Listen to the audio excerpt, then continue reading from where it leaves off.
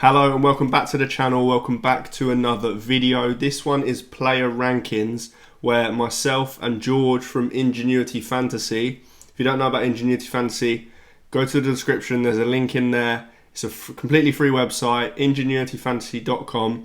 They've got all sorts of good stuff. They've got a transfer wizard which helps you choose what players to buy.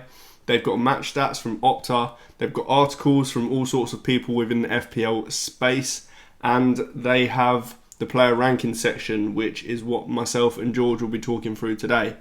So we'll basically be talking through all sorts of different categories and positions: cheap defenders, cheap mids, cheap forwards, premium defenders, premium mids, premium forwards, and we will be ranking our top 10 players in each category for the next 5 game weeks. This one is forwards, so let's get into it. Right, welcome back. Now we are on to the forward segment, and we will start with cheap forwards. So I feel like I've broken some of Brad's sort of serious laws here by putting João Pedro at 2 instead of 1. I have been. I know no one's loved João Pedro better than me over the past couple of game weeks. I think the only reason he's gone down for me is just impatience.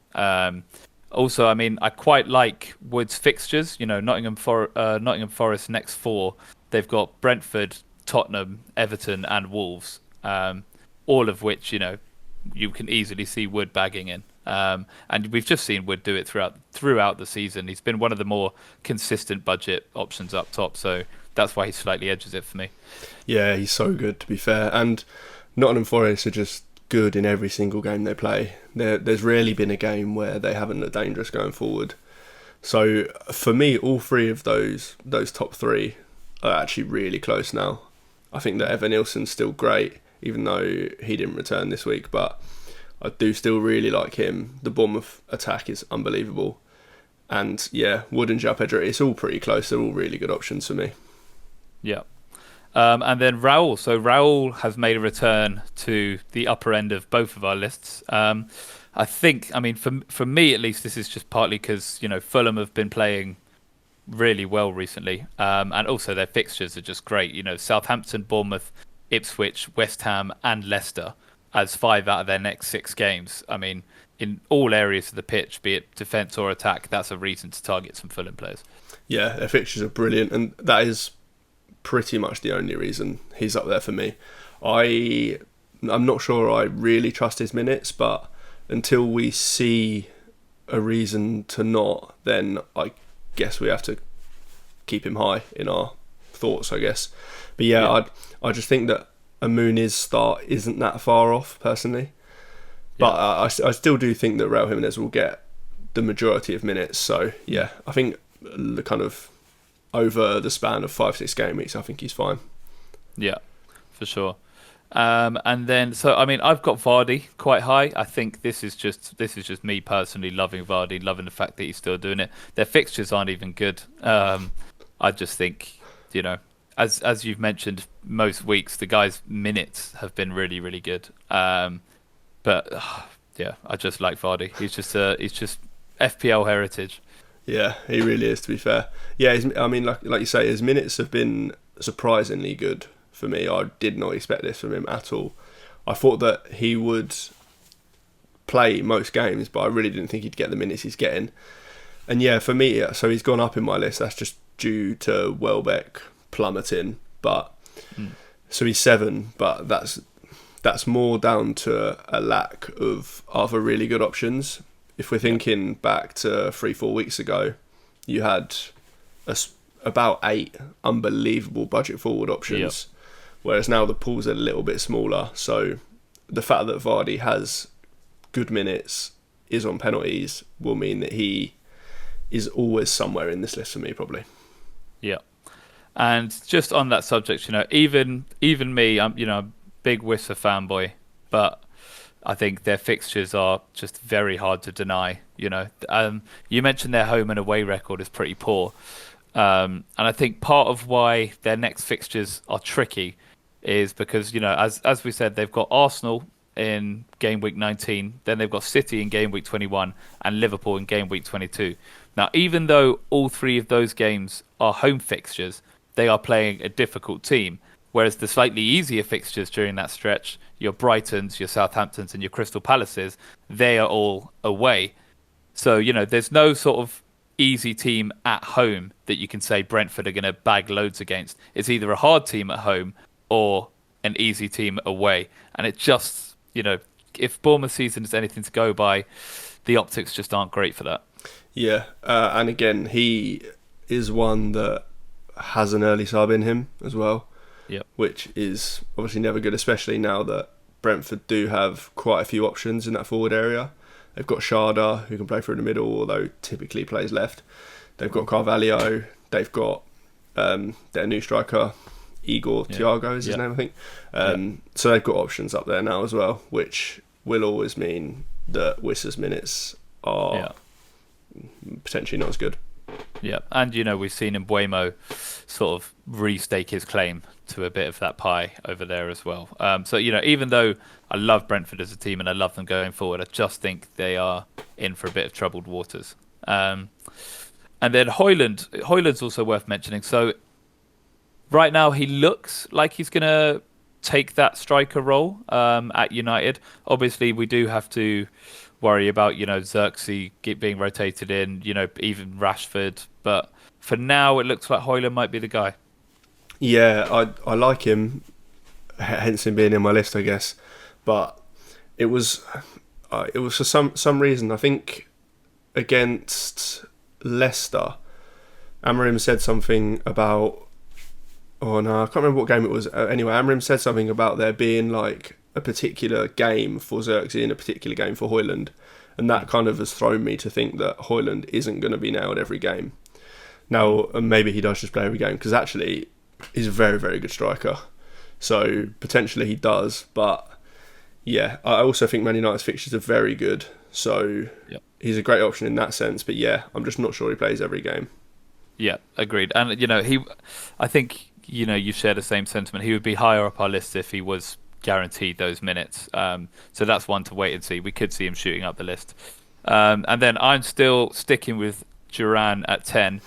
I think what's slightly encouraging, now Watkins may have been injured, not entirely clear, the reports coming out of Aston Villa, but what we do know is that Duran has started 2 games in a row and he is an incredible footballer. So, it may be that they even try and accommodate the pair of them, but I just think there's only so long that you can keep a player that good in the shed.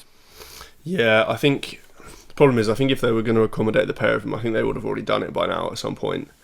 Which is a slight problem, but yeah, I mean, I'm up there with the biggest Duran fanboys to exist. So a Watkins injury, and he might go number 1. No, genuinely, yeah. I mean, he'd make a pretty good case for it. I mean, he just seems electric whenever he touches. But I think I'm sitting here with him at number 10, just waiting for him to slide up the list, waiting for Villa to get it together, but. Yeah, I mean, fingers crossed he goes up, because I just want to see the guy on the pitch, really. Yeah, likewise. And then premium forwards. So again, for the first time ever, we have the exact same list. Now, the top sort of 3 or 4 pretty much do themselves. Isak, I will just want to talk about Isak quickly. I did actually captain Isak this week. I was one of the few. So I just think, the way he's been playing and the way Leicester's defence is, I think I just wanted to feel something as well watching Newcastle. But then, I mean, what we're seeing, Watkins has slid 1 spot down for me.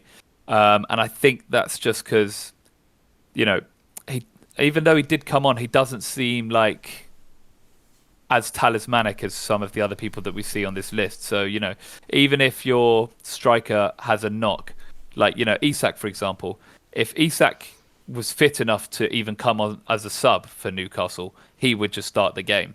Whereas Watkins clearly doesn't have that same level of, talismanic status, mainly because of Duran, but, that's also a reason that hurts him.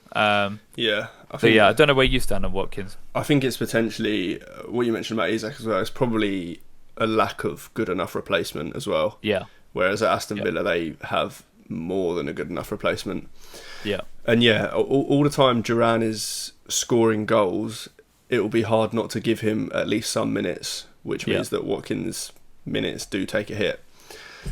So yeah, that's the reason he's down there for me. I mean, players like Solanke and Havertz, they're good. They're never gonna, in the way that both of their teams play, they're never gonna come out with massive hauls like week on week, like we could potentially see from Isak and Jackson. So that's the reason they're down there for me. Yeah, I mean, my list hasn't actually changed for the first time. So yeah, the premium forwards are a bit of a boring section at the moment, anyway.